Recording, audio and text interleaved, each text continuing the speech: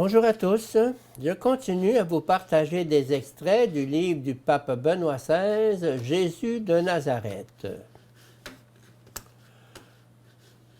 À la demande d'une rencontre de la part d'un groupe de pèlerins grecs, Jésus répond par une prophétie de la Passion, où il interprète sa mort imminente comme glorification. Une glorification qui se révèle d'une grande fécondité. Oui, les Grecs le verront. Il ira vers eux par la croix. Il ira comme le grain de blé mort, et il portera du fruit chez eux. Ils verront sa gloire.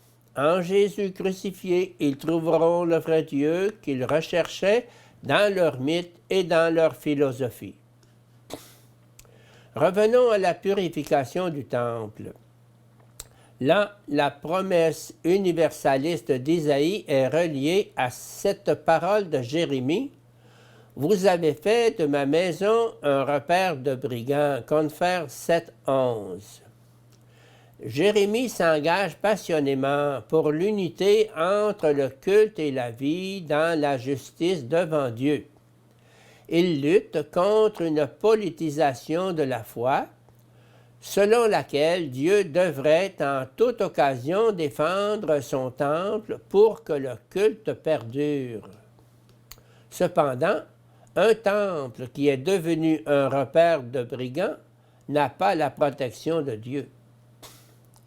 Dans le lien entre culte et affaires qu'il combat, Jésus voit évidemment réaliser de nouveau la situation du temps de Jérémie. Ce n'est pas Jésus le destructeur du temple, ce sont ceux qui en font un repère de brigands qui l'abandonnent à la destruction, comme c'était arrivé au temps de Jérémie.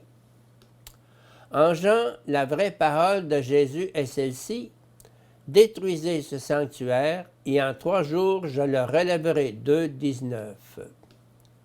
Son signe, c'est la croix et la résurrection. La croix et la résurrection le légitiment comme celui qui instaure le culte juste. Jésus se justifie par sa passion, le signe de Jonas qu'il donne à Israël et au monde.